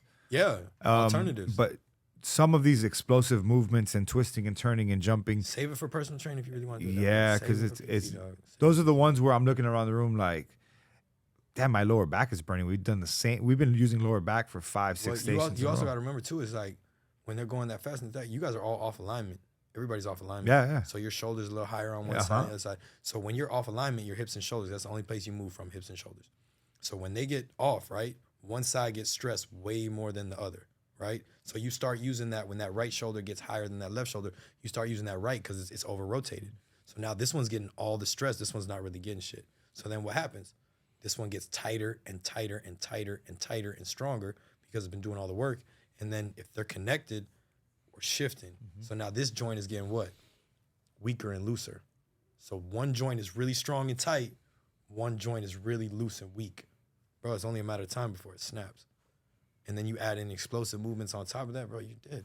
That's why we come in, we get a good warm-up, good mobility warm-up for like 10 minutes. That's definitely something that when I went to your gym before was the mobility work that you do before, the prep work. You got to. I think that this shit is my pet peeve. This shit is my pet peeve, is when you walk into a group fitness gym, and this is for the members, man. You're about to go into, let's say you're stepping into a HIIT class, 50 minutes, and you're sitting down Indian style, leaning against the wall, not warming up, not loosening up. Like, I asked my friend the other day, how long do you think LeBron James warms up before a basketball game? He gets massaged, warmed up, like stretched, probably 2 hours. And you're telling me the 3-minute warm-up that gym gives you before the class is going to be enough? No, it's your responsibility. Look, you do a great job, but it's the gym's responsibility to really, it's the individual's responsibility to start prepping themselves before. Yeah, but you got 5 minutes, 10 minutes. But when you come into my shit, you're going to see every single person in there. As soon as they come in, they go grab a stick, they start fucking around on the ground. Even if you've never been there before. Because that's a culture. Exactly. That's important. Exactly. But you created that. But I think, so those are the little things that I feel that some other gyms are missing. It's details. Yeah. They driving Hondas. We in the Lambo. I mean, I wouldn't say everybody has their own. Everybody has their own sauce. Bro, I don't give a fuck. No, but this, to me, I feel like bullshit. Because you just said that's something they should do, and if they're not doing it, it's bullshit. Because if you're not warmed up, right? But I think the prep work is up to the individual. It can't be though. Of course, you just said it was 2 hours for LeBron. Yeah, I mean, but they got to learn. So it goes back to education. So yes, it goes back to the gym. But you're not gonna teach nobody no that. Bro, you do. Your patients come in. Do you teach them how to? You know what I mean? Like, nah, it's your job. You got to figure out a way to work with that hour. That's why it's a lot of trial and error. But that's where it comes in. I think that individual needs to invest in themselves in personal training. They should. That's what I think. But who can afford personal training? I agree. At least small group training. But the problem is, you gotta learn. The problem is though, you're gonna go to somebody who's not gonna teach it to you wrong anyways, because they're gonna forget the little details. Like even when you do these stretches and all that stuff, you grab the stick, right? They got their hands loose, they got their elbows bent. Okay, we're not doing anything anymore. You gotta be locked out so it gets to the shoulder. You can't have a break in the chain if we're trying to improve shoulder range of motion. You know what I mean? Even when we're doing the hip stretches and stuff like that.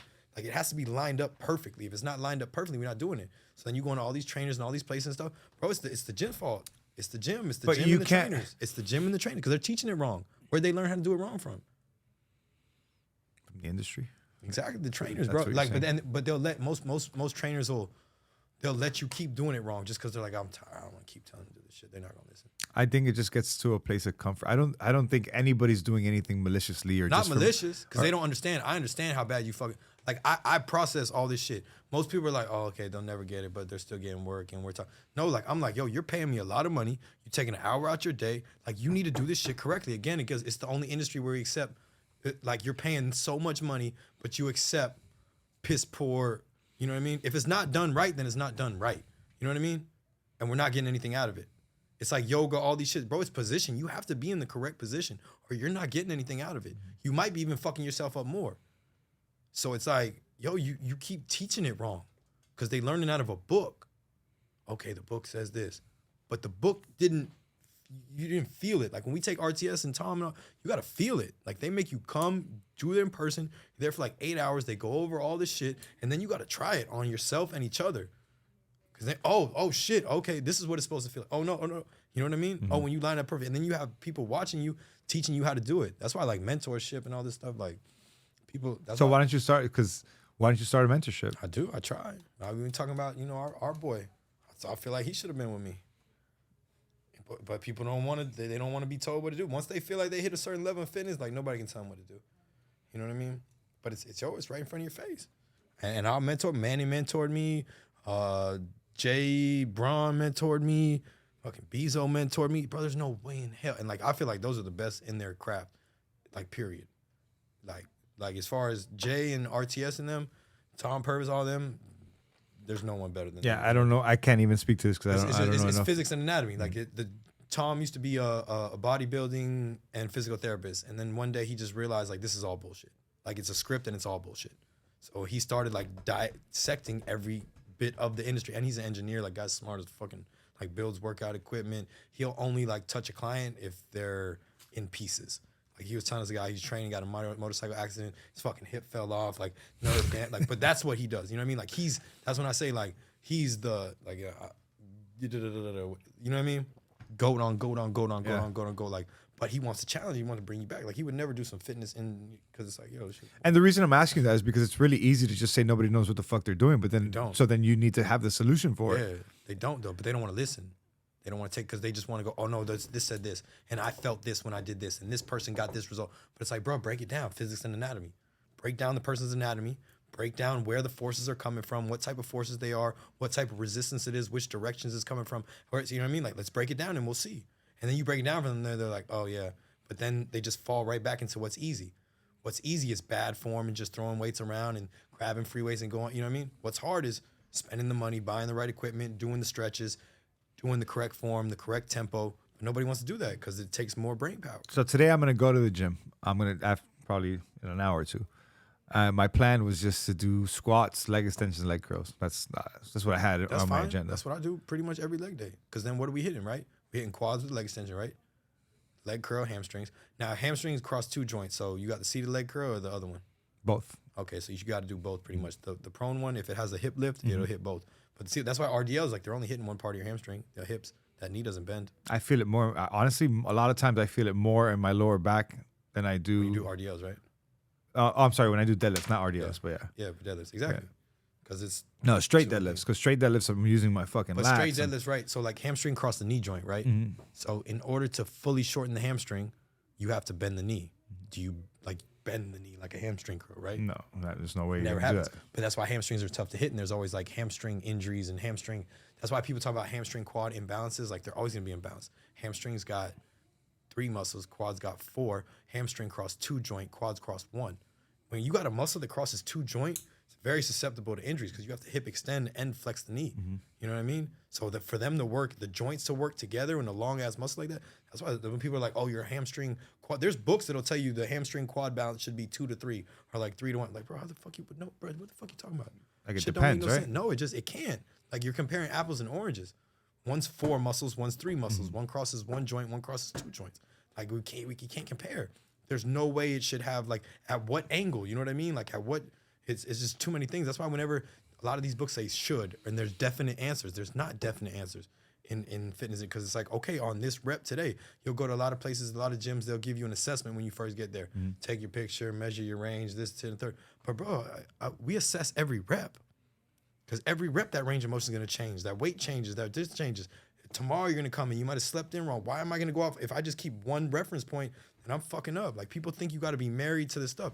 You got to be able to adapt. Well, no, It's you do an hard. assessment just to have a baseline, not because it's. I know, but what am I wasting my time for an assessment for? I'm going to sit there and take your picture and yada, yada, yada. When you come in, I'm going to look at you. You know how it is. I look at you. Okay, you're off on this side a little bit. And then Well, that goes back to just more like you document that initial assessment. But we You don't could have- see weight, you could see measurements, you could see their strength. And that way, and then you have a picture. So that way, 4 or 5 months down the road, the person sees and they're like, "Oh shit, there's progress. I see improvements in these areas." Is it going to be like people use fucking weight as a measurement for everything? And what is weight, right? I could come in today super dehydrated like a fighter right before a fight, and they suck themselves down to 155, and the next day they're 185 pounds.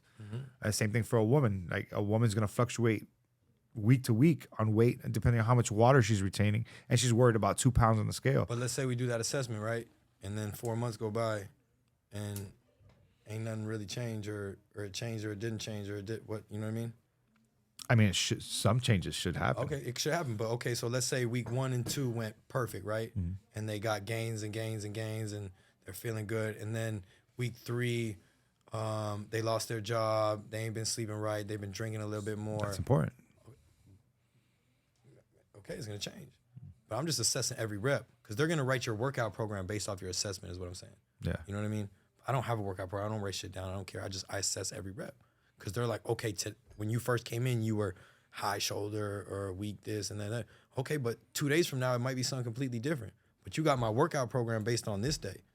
You know what I mean? Well, it's not. No. You're not basing the workout program on that. That's what they do. It's more so you're just assessing this. Again, it's a baseline. The same way that when you do a physical assessment on a patient, it's just a baseline. So that way, if you come in next year and your testosterone has dropped 300 points, it's still within the normal range, but it's like, holy shit, wait, what's going on? Or all of a sudden your blood pressure is fluctuating and you usually come in and But it's see, that's 120 over 80. That's different though, because you're talking about like hormonal stuff, and there's so many different factors that affect that. Like when I tell you when we in the gym, okay, I'm assessing every rep. I'm not gonna sit here and take your picture and all. If you want to do that on your own, that's cool. But we only have so much time, so I'm not gonna waste time sitting there taking your picture, drawing shit. I'm gonna come sit you on the machine. We're gonna start warming up. What's your goal? Okay. And as we go, I assess. And then it's like, okay, look, you're a little higher. We got to work on that. Okay, you got to keep this down. But then tomorrow you come in, it might become completely different. Gotcha. So it's like we just let's go. Like let's get the work done. Let's go. Let's assess every rep, not just okay. I did an assessment. This is the plan. Here you go. What do you feel are the biggest barriers that people run into individually as they enter physical fitness? Like, what are the barriers that prevent them from being consistent? The exercise selection and the trainers. You blame it. You blame it on the trainers. Facts. Why is that? Because even a shitty trainer can get somebody to come back. Like people love their trainers. Like there's people that told me straight up, like, "Yo, you're 100 times better," but I just feel bad. I like my trainer. Like it's a bond, you know what I mean? Like it's a bond. But people don't want to go back because they don't get results and they get hurt. That's the only reason you wouldn't want to go back. If you're getting results and you feel good, you would want to go back, right? So if you're not wanting to go back, it's because you're not getting results and you're getting hurt. So that's because I tried to make you squat and deadlift on your first day instead of just putting you on a leg extension, a leg curl, build up your confidence a little bit, let you get a little strength, open everything up, and then, okay, that's a progression. We'll So squat what do you 6 months think are the individual, like as you look at individuals that have come through your gym, now. Oh, the ones that don't stick. the ones that don't stick, like what are some of the Just barriers that attitude, prevent them? Mindset. That's why I even posted we made a post about it. Like all our members have a certain mindset. Like to listen to me, you have to have a certain mindset to be like, it's just tough love. He means best, to not get offended and to not be like, oh, yeah, what I mean, get on your little high horse and stuff. We all just trying to get better. And no one's taking anything personally. We just trying to get better. And if, okay, he getting on my ass a little bit or correcting me and I'm not going to take it personal, just trying to get better. And then after class, we're going to dap it up. Whoa, love you to death. You can need me, fucking rescue you from fire. Go watch your dog for the weekend. I don't know. We got you. But in that moment, you have to have a mindset to be like, okay, I'm just trying to get better, and we're gonna do whatever it takes to get better. Not like this is time for like the fitness fads. You know what I mean? Yeah. That's why we don't do none of that fad shit, because they come and go and they just on to the next fad. How much do you think your time at Coleman and those experiences you had there, how much does your gym and those classes mimic that atmosphere? More now.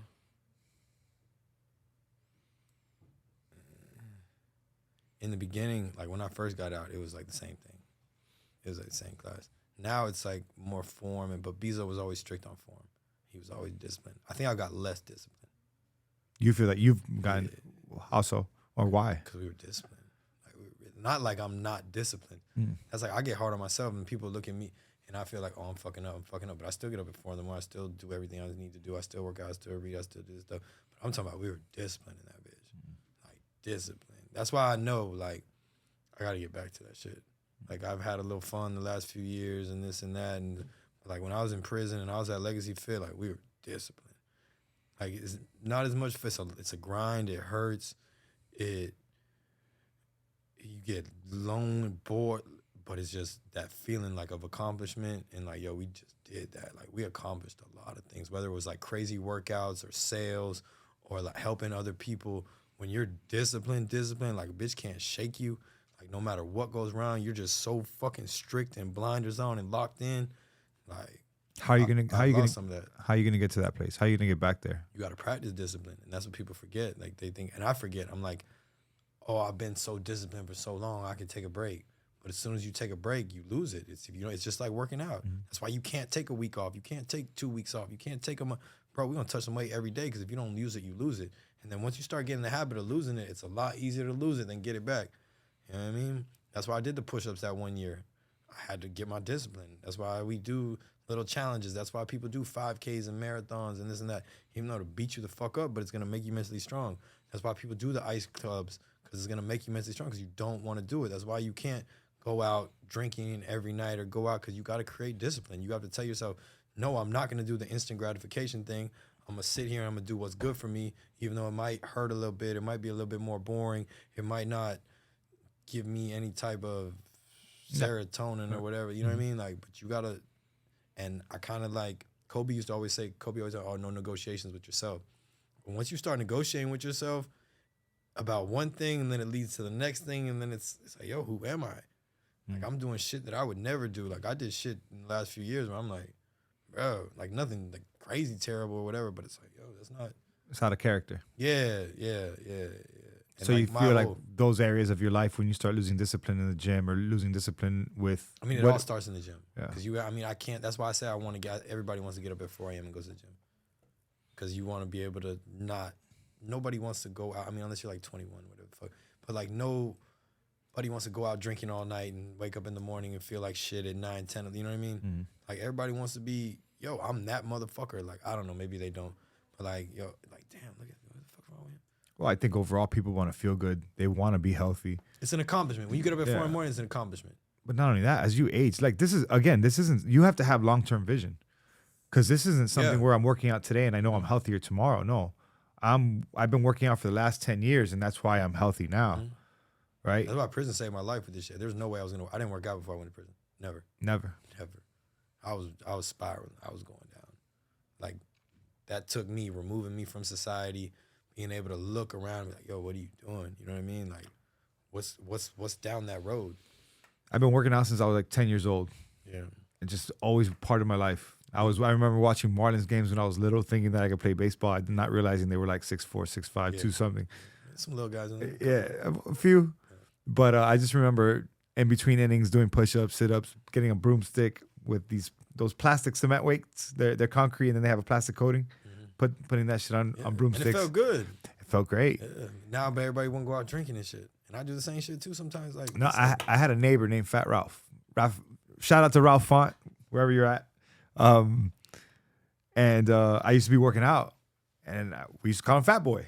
Now, God forbid you call somebody Fat Boy now. I call everybody. We gonna get like whenever I tell my friend, I tell anybody, oh, my friend Fat Ralph, they're like, oh, that's mean. I'm like, what's mean? His name is Fat Ralph. Like, that is his name. Still to this day, he's still Fat Ralph. And I used to be in the back working out, and I would call Ralph, yo, come lift weights with me, bro. Just come. Wouldn't go. But then like 3 years later, he started seeing signs like, damn, I got to start lifting weights with you. He'll go for like a week, fall off again. To this day, he's like, damn, I gotta take care of myself. Well, now we're 40, bro. I'm 40 years old. Rafa's 39. So it's like, when are you gonna start? This has been going on since we were 10. 30 years have gone by. But like, and then you talking about from your 10 stuff like that, but all these options weren't around back then. Now there's so many quick fixes where it's like, okay, I went to the gym for a week, it didn't work. I'm just gonna go do the BBL. I'm gonna do the lipo. Or how many people do you know that have had a gastric bypass and have regained all the weight back? Don't even talk to me about that shit. Like I hate, like there's some people I want to slap the shit out of them. Like I gotta, you know who I'm talking about. I don't want to slap them, but I do. Like you're a fucking piece of shit. No, bro. Yes, you are. Like not in the sense of like you don't have a good bone in your body, but like how can you look at yourself like that every day? You know what I mean? Like you get one life, one body. Like how can you? But they feel trapped, Sean. Bro, I don't give a fuck how you feel. Do something about it. That's what's wrong with this pussy ass generation. Like everything is like how you feel and da-da.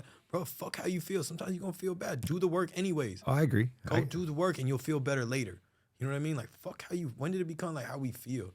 That's why I've been kind of in this shit too. Like I've been trying to like, you know, tone it down a little bit, going to yoga and this and that. Everybody talking about feelings, going to therapy and this. Bro, fuck your feelings. Like that's why I'm at a point now where I'm going back to discipline shit. Well, the reason it's important, and you know, you've seen a therapist before. Yeah, but I feel like honestly, dog, fuck it. You know what I mean? Like, You're sitting. So by the way, yeah, I know, but I'm just like I don't want to sit here. Like the more I see how people like, and it's different because there's definitely different levels of different situations. But like most people. There's definitely some people who really need therapy. You know what I mean? Like really, really need it. I benefit from Sean. I did too. But this is where I'm gonna. I've let you talk a lot, but this is where I gotta step in and say, dude, it's important. There's too many people that internalize everything. There's too many people that are going through the motions. We just talked about you doing life on your own. There's not that sense of camaraderie you once felt. There's not that brotherhood. You don't have people supporting you, people to lean on. There's a lot of dudes out there that they're struggling. And women too, that are struggling as a result of not having that support. And so what does therapy do? Therapy at least allows you to start sifting through the things that are going on in your mind, slowing it down, categorizing things, and then dissecting problems that could stem from your trauma in childhood and are affecting you today. And they're fucking up the relationships that you're having now. For sure. And I'm sure there are traumatic events that you experienced while you were in prison. And that still influenced the way that you view the world. My best friends died when I was 11 and 12, like 50. You know what I mean? Like I'm not saying, I just don't. I feel like people spend so much time. I've been to therapy like my whole life. You know what I mean? Like I know there's benefits of it. I know like sometimes you really gotta. What I'm saying is, in general as a society, I feel like we spend so much fucking time talking about our problems instead of just like, bro, go join a group. Like you talking about a guy and they don't feel. Go join a gym where there's a lot of guys. Go fucking. You can spend like I spent $3,000 and joined Wes Watson shit. You know what I mean? Like I felt great. There's a bunch of guys, everybody hyping each other up, following each other, you know, holding each other accountable with workout. There's a lot of those groups out there, anywhere from for free to $500. Like go be proactive and do something about it. Not just like, oh, I'm gonna talk about it and da da da. Not saying that there's not like a therapist can help you lead to those steps and this and the third. Yeah. I'm just saying.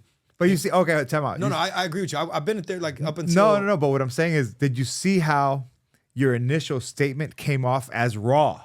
Yeah, time out. But so that's why, and I know that again, until somebody sits down and really, and sometimes I think what happens is when you post things online, I know behind that message there's something else. Yeah.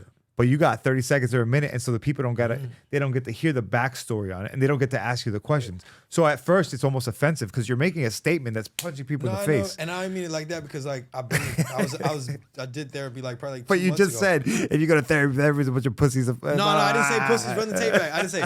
I just felt like at this point it's like just from my situation. You know what I mean? Like because I've been doing like the therapy thing and this and that, and like I know a lot of people who go through it too, and that shit's expensive as a motherfucker too. So is training, bro. I'm just saying, no, therapy is way more expensive than training. That shit You're going to the wrong therapist, bro. Shit, no, she's dope though. Like that's why I said like she helped me a lot with a lot of things. But it comes to a point where we talk about people like the Xanax and the thing. Okay, you go to like therapy and doctors and they give you Xanax and they tell you talk about your problems and go to. But like sometimes, bro, like go hit a hard fucking workout. You know what I mean? Like go run some fucking sprints. Go read a book. Like go do some fucking like high and like. Yeah, get yourself going. Push yourself. You got it. Your body's sensing adversity. It's looking for it. Like it's trying to stay alive. It's back in the days. Go where join like, jiu-jitsu. Go do something. You got to do something that's gonna get your heart rate up and overcome adversity. Not just, bro. The more you know, it's like whatever you put your attention on grows. But the problem is that people, I don't know why the human response to a lot of issues is to isolate, bro. And it's just part of depression is isolation. So it's like these things. Can't. I get it, but it's easier said than done for a lot of people. And I'm not saying that they're weak. I'm saying like this is what the illness does to people, and you start to feel alone. I go through it. When people's self-esteem is affected, what do? They regress, they shrink, right? But what makes you feel better? You gotta fucking put yourself out there. But how do you get them? How do you go give work them? out. How do you get them? How can you push them, right? And so part of that might come from therapy, might come from a support group, might come from encouraging or having a friend that says, "Hey, bro, there's a big." I'm about that. You need support. There's a big group in the gym that just chills. So why don't you come and join us? But the problem is, too many people fall into this isolation. They go home, and why? It's easy. They got Netflix, right? Weed is easily accessible. Alcohol is easily accessible. But you see what I'm Porn saying? is easily But accessible. like, to my thing is like, how is like going to therapy is not gonna fix that. They still got to make the decision. Everybody knows that's not the right road. Yeah, I mean, there's a lot of things that aren't the right road, and people still choose them. Exactly. That's why I say you gotta go do the shit. Like stop talking about the shit and just go do it. Oh no, I agree with you. 100%. That's why I just felt frustrated in my situation because I've been talking about my situation a lot. Like So you're telling yourself, stop being a bitch, go do it. yeah, go like Okay. you know what I mean? Like And I tell sometimes, that's one thing that therapists are, oh, be careful the way you talk to yourself, blah, blah. And I'm like, no, sometimes That's I a need man, to yeah. sometimes I need to tell myself, man, yeah. stop being a bitch. I tell myself You're every being day, a bitch. all day. Go do Or it. don't be a bitch. Yeah. For sure. But Or don't be a bitch. But that's what it has to come. And I just feel like in general, like obviously the therapy thing is great. You know what I mean? Like the physical and the mental, you tie them together. It should work. Really Ladies well. and gentlemen, we agree on something yeah. here today. No, it was more like I just feel like everybody wants to talk all day about I agree. problems. And it's like, yo, Action. You got to take some action. Like, okay, this is what, like, let's talk about it at first. Let's Plan. dissect it and be like, okay, what could we have made different? Maybe this was from this, like you said, childhood trauma. Yeah. This. Okay, but once we figure this shit out now, are you Go. going to go change it? Yeah. Or are you going to keep looking at Instagram, stalking motherfuckers' pages? You're going to keep going out drinking. You're going to keep talking to every single person who will listen. You know what I mean? Yeah. And then it's just going to keep getting bigger and it never goes away because you just, sometimes like, yo, it's like, cause quit smoke, quit anything. Yo, cold turkey that bitch. Everybody wants to ease off things. And no, bro, sometimes you just got to tear it off, rip the Band-Aid off, tear it out the mud, and let's go. Amen. Yeah. Sean, it's been a pleasure, bro. Always, bro. I can sit here for 12 more hours. You got anything else you want to share before we go? So let me just start. Raw 305. He's right on Edgewater. What building are you in? Bay Park. And Bay Park, right there in front of. 1756 North Bayshore Drive. What's that? What's the IG? Raw Fit 305. Raw Fit 305. Yeah, not the. Yeah. So make sure it's Raw Fit 305. Raw Fit. It's right in Edgewater, right in front of Mary Pace Park, my favorite park in Miami. Even though Sean says people don't pick up their dog shit, but other than that, Lazy, I love no, it. it's a beautiful park. They just got dog shit all over it. Guys, this was sponsored by A&P Mental Health, which is my practice. We try to help. We do preach movement, action. No, you one of the good ones, bro. You one of the good ones. We just try to gotta make get you sure- on machines and we'll be good to go. I'm going to go lift some free weights now in a second. Take it easy, guys. I'm out. All right, my boy. Appreciate you. Yeah. The whole world after me, but free weight, you free weight.